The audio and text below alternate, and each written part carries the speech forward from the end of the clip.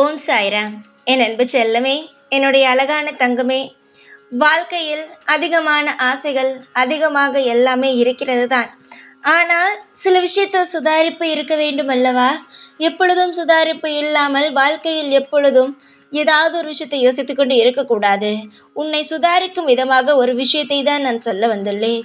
அதை முழுமையாக கேள். உன்னுடைய வாழ்க்கையில் தப்பிப்பாய். பிரச்சனைகள் அதிகமாக வருகிறது, அதிலிருந்து நீ தப்பிக்க நான் சொல்லும் இந்த விஷயத்தை ஞாபகம் வைத்துக்கொள் தங்கமே. ஏனென்றால் உன்னை எல்லா நேரத்திலும் நான் கவனித்து கொண்டு தான் இருக்கிறேன். எல்லா நிமிடத்திலும் ஒரு நிமிஷம் கூட நான் உன்னை கவனிக்காமல் இல்லை. எல்லா விஷயத்திலும் நான் இருக்கிறேன் என்று உன்னை கவனித்து கொண்டு தான் இருக்கிறேன். ஆனால் அது உனக்கு புரிகிறதா, இல்லை புரியாத மாதிரி இருக்கிறாயா என்பதுதான் இன்றும் எனக்கு புரியவில்லை. உன்னுடைய வாழ்க்கையில் எல்லா விஷயத்தையும் நல்லபடியாக செய்து தர வேண்டும், உன்னுடைய வாழ்க்கையில் இன்பத்தையே உனக்கு தர வேண்டும் என்று இங்கு நான் போராடி கொண்டு இருக்கிறேன்.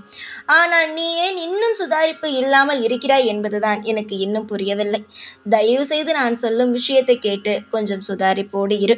என்னுடைய அழகான பிள்ளையே, உன்னுடைய வீட்டு வாசலில் மிகப்பெரிய சத்தம் கேட்டாலோ, நீ தூங்கிக் கொண்டு இருக்கும் பொழுது யாராவது திடீரென்று இரவு நேரத்தில் தூங்கிக் கொண்டு இருக்கும் பொழுது வீட்டுக்கதவை தட்டுவதோ, அது மட்டும் அல்லாமல் வெளியே சத்தங்கள், காப்பாற்றுங்கள் காப்பாற்றுங்கள் என்னை காப்பாற்றுங்கள் என்று ஒரு சத்தமோ, இது மாதிரியான சத்தங்கள் கேட்கும் பொழுது நீ உதவி செய்யலாம் என்று ஓடி போய் உன்னுடைய கதவுகளை திறந்து விடாதே. கதவுகளை திறந்தால்தான் ஆபத்துகள் வரும். ஏனென்றால் சில சமயம் சில தேவையே இல்லாத சில மனிதர்கள் இந்த மாதிரியான சத்தங்களை வீட்டு வாசலிலேயே போடலாம். அது மட்டும் அல்லாமல் யார் வீட்டிலிருந்து வெளியே வருகிறார்கள் என்று கூட பார்க்கலாம். அதனால் எப்பொழுதும் சுதாரிப்பாக இருக்க வேண்டும். யார்னாலும் எப்பொழுதும் ஆபத்து வரக்கூடாது. எல்லா நேரத்திலும் பாதுகாப்பாகத்தான் இருக்க வேண்டும். எல்லா நேரத்திலும் சுதாரிப்பாகத்தான் இருக்க வேண்டும் என்றால் எல்லா விஷயத்தையும் கவனித்துதான் ஆக வேண்டும். நான் இதை கவனிக்க மாட்டேன், எனக்கெல்லாம் அப்படி நடக்காது, எனக்கெல்லாம் இந்த விஷயம் நடக்காது, எனக்கெல்லாம் இந்த மாதிரியான விஷயத்தை யாரும் செய்ய முடியாது என நினைக்காதே. இன்னொரு விஷயத்தை சொல்கிறேன், யாரும் எதுவும் செய்ய முடியாததான். ஏனென்றால் உன் வீட்டு வாசலில் உன் குலதெய்வம் நிற்கிறது. உன்னுடைய வீட்டிற்குள் நான் இருக்கிறேன். உன்னை சுற்றி நீ வணங்கும் எல்லா தெய்வங்களும் உன்னை சுற்றி ஒரு கவசத்தை போட்டு வைத்திருக்கிறார். அதெல்லாம் விடவே நீயாக போய் எதிலும் மாட்டிக்கொள்ளக் கூடாது என்று நான் சொல்கிறேன். முதன்மையாக ஒரு விஷயத்தை சொல்கிறேன். இரவு நேரத்தில் மிக மிக எல்லோருமே பாதுகாப்பாகத்தான் இருக்க வேண்டும். முக்கியமாக சொல்கிறேன், இரவு நேரம் 10 மணிக்கு மேல் வெளியில் செல்வதை நீ தவிர்த்துக்கொள். வீட்டுக்குள் வந்து உன்னுடைய வீட்டு கதவை நீ சாத்திவிட்டால் அடுத்து விடிந்தால் மட்டுமே தான் உன்னுடைய கதவுகளை நீ திறக்க வேண்டும். அதை மீறி வேறு யாராவது வந்து தட்டினாலோ, ஏன் உன் பக்கத்து வீட்டில் இருப்பவர்கள் வந்து தட்டினாலோ சரிதான், இல்லை யாராவது வந்து தெரிந்தவர்களே வந்து தட்டினாலும் சரிதான், என்ன காரணம் என்றாலும் உன்னுடைய கதவுகளை மட்டும் தயவு செய்து திறந்து விடாது. யாராக இருந்தாலும் உனக்கு அழைப்பில் நான் வந்திருக்கிறேன், ஏதாவது ஒரு விஷயத்தை சொல்வார்கள். மற்றபடி எல்லா நேரத்திலும் சுதாரிப்பாக இருக்க வேண்டும்.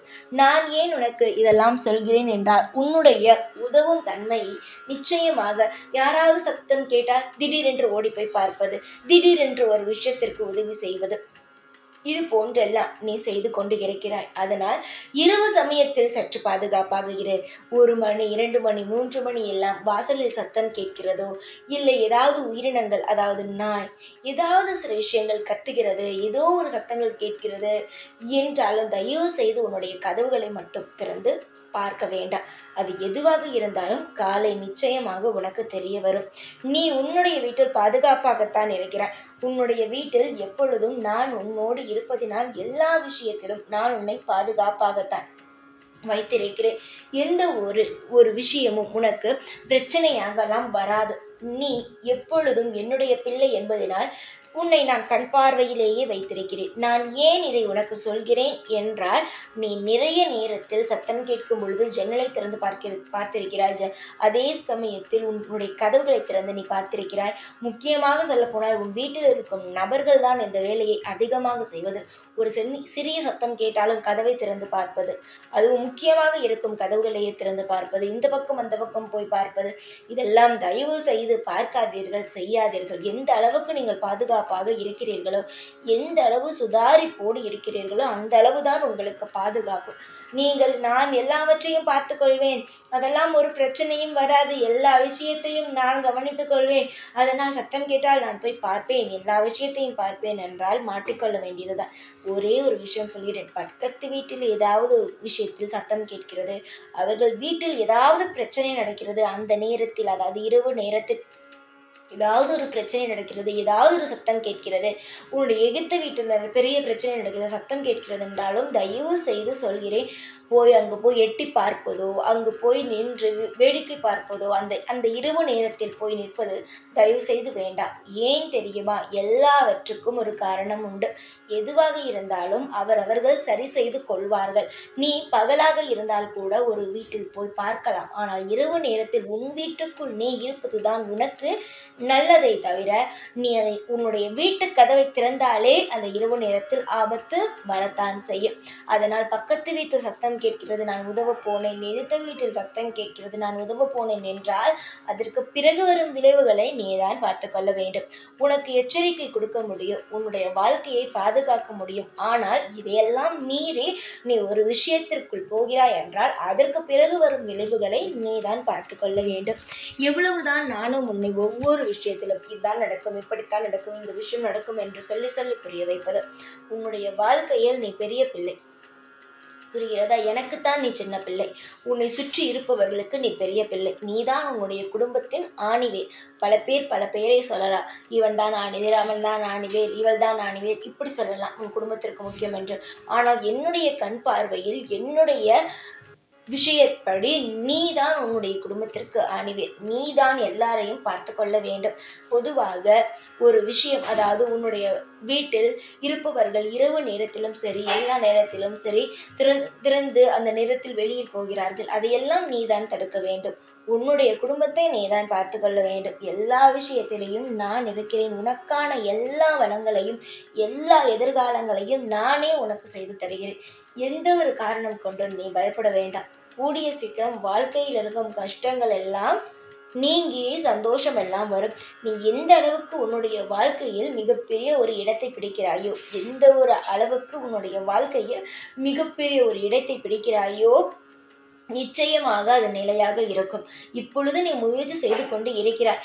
எவ்வளவுதான் கஷ்டம் வந்தாலும், எவ்வளவுதான் நஷ்டம் வந்தாலும் நான் போராடுவேன், நான் ஜெயிப்பேன், நான் நிச்சயமாக வாழ்க்கையில் மிக மிக மிக பெரிய அளவுக்கு முன்னேற்றத்திற்கு வருவேன் என்று நீ எவ்வளவு தூரம் முயற்சிகளை செய்கிறாயோ அந்த அளவுக்கு உன்னுடைய வாழ்க்கையில் மிகப்பெரிய லட்சியங்களை நீ அடைவாய். காலம் முழுவதும் எந்த ஒரு இடத்திலும் நீ இப்பொழுது செய்து கொண்டு இருக்கும் இந்த வேளையில் தொற்று போகவே மாட்டாய். இன்னும் இன்னும் அதிகமான முயற்சிகளை போடுவாய். இன்னும் அதிகமாக உனக்கு வெற்றிகளும் உன்னுடைய வாழ்க்கையில் மிகப்பெரிய இடத்திற்கு சென்று மிகப்பெரிய ஒரு உழைத்து மிகப்பெரிய சம்பாதித்து நீ அடைவாயே தவிர இதற்கு மேல் உன் வாழ்க்கையில் துன்பம், கஷ்டம், அது மட்டுமல்லாமல் இன்னொரு விஷயம், பண வரவு கண்டிப்பாக உன்னுடைய வாழ்க்கையில் நிச்சயமாக இருக்கும். இனிமேல் உன் வாழ்க்கை கஷ்டம் என்று இருக்காது, பண கஷ்டம் இருக்காது, மன கஷ்டம் இருக்காது, உடம்பால் எந்த ஒரு பாதிப்பும் உனக்கு இருக்காது. எல்லாவற்றுக்கும் நான் பொறுப்பேற்றுக் கொள்கிறேன். ஆனால் உன்னுடைய வீட்டில் இருப்பவர்களை பாதுகாக்கவும், உன்னை நீ பாதுகாத்து கொள்ளவும் நான் சொன்ன வழியை மட்டும் பின்பற்றினால் மட்டும் போதும். இரவு நேரத்தில் 10 மணிக்குள் வீட்டுக்குள் வந்து 10 மணிக்கு பிறகு விழுந்த பிறகு வெளியில் செல்லுங்கள். அதை மீறி சத்தம் கேட்கிறது, இவர்கள் வீட்டில் பிரச்சனை, அவர்கள் வீட்டில் பிரச்சனை என்று வெளியில் செல்வதை தயவு செய்து தவிர்த்து கொள்வது உங்கள் வாழ்க்கையில் மிக மிக மிக நல்லது. தங்கமே, யாரும் எப்பொழுதும் ஒரே மாதிரி இருப்பது கிடையாது. ஒவ்வொரு விஷயத்தை ஒவ்வொரு மாதிரி தோன்றும். தேவையில்லாமல் ஆபத்துகளை நீங்களாகவே எடுத்து வந்து வைத்து கொள்ளாதீர்கள். எல்லா ஆபத்தையும் நான் துரத்துவதற்கான முயற்சிகளை போட்டுக்கொண்டு இருக்கிறேன். நீங்கள் இந்த நேரத்தில் தேவையே இல்லாத சில விஷயங்களை செய்யாதீர்கள். நம்பிக்கைகள் உண்டாகட்டும் என் மீது. உங்களின் மீது நான் அதிகமான அன்பையும் அதிகமான பாசத்தையும் வைத்திருக்கிறேன். சீக்கிரமாக எல்லா ஐஸ்வர்யங்களும் உங்களுக்கு கிடைக்கட்டும். தேடி தேடி அலைகிறீர்கள் உங்களுடைய வாழ்க்கையில் இன்பத்தை. நிச்சயமாக நீங்கள் தேடும் இன்பங்கள் அனைத்தும் உங்களுக்கு கிடைக்கட்டும். இந்த சாயாகிய நான் நிச்சயமாக உங்களுக்கு நல்லதே செய்வேன். எப்பொழுதும் உன் கூடவே இருப்பேன். இந்த வாராகி நான். ஜெய் வாராகி.